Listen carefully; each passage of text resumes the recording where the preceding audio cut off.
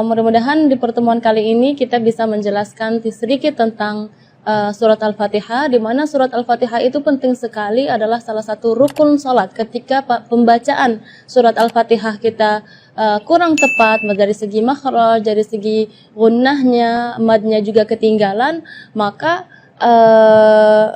mungkin tidak diterima salat kita, karena rukun yang seharusnya kita laksanakan dengan sempurna, tapi sayang sekali kita tidak melaksanakannya dengan sempurna, maka jadi tidak salat kita tidak diterima oleh Allah Subhanahu wa taala.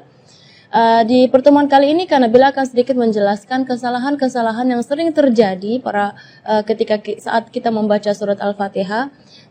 Gini ya, setiap orang memang beda-beda yang bagusnya, ada kelebihannya, memang ada kekurangannya. Tapi dalam melafalkan huruf-huruf Al-Quran seharusnya kita 100% seperti bagaimana Rasulullah SAW membaca. Kalau kita lihat di surat Al-Fatihah, Kak Nabila akan membaca sedikit ya surat Al-Fatihah, nanti satu persatu ayat kita akan merincikan kesalahan yang sering terjadi ketika melafalkan ayat-ayat atau huruf-huruf di surat Al-Fatihah.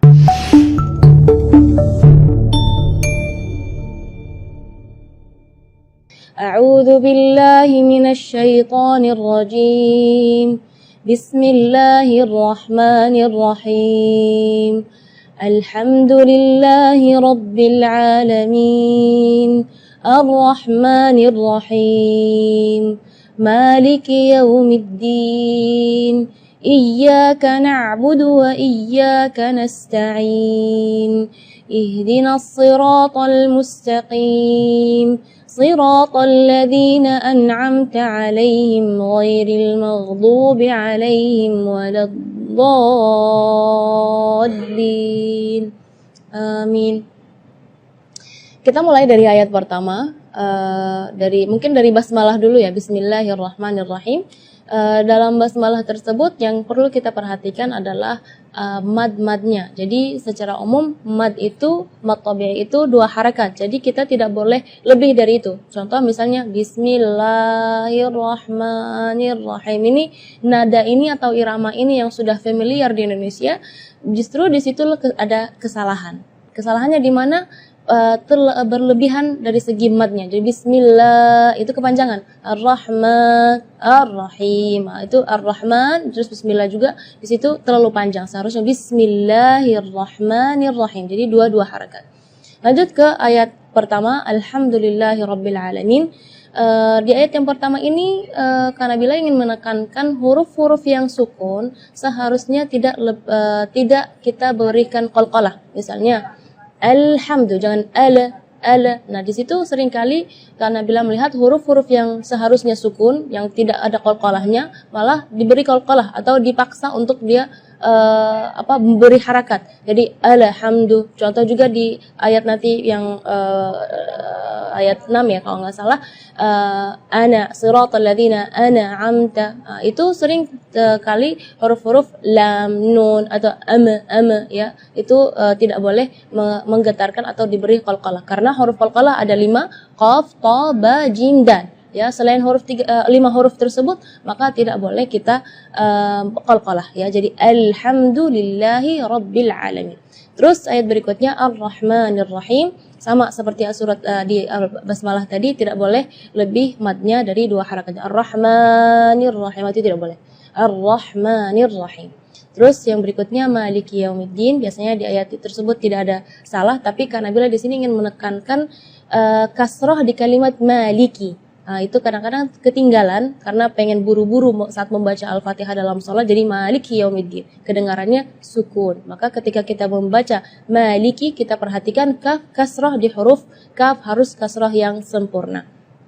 Maliki Yaumiddin, terus Iyyaka na'budu wa iyyaka nasta'in. Di sini adalah tasydid di huruf ya di kalimat iyyaka, maupun yang pertama ataupun yang kedua, karena salah satu ulama mengatakan kalau seandainya satu tasydid pun dalam surat Al-Fatihah ketinggalan, itu maka bacaan Fatihahnya tidak sah, berarti salat kita juga tidak sah.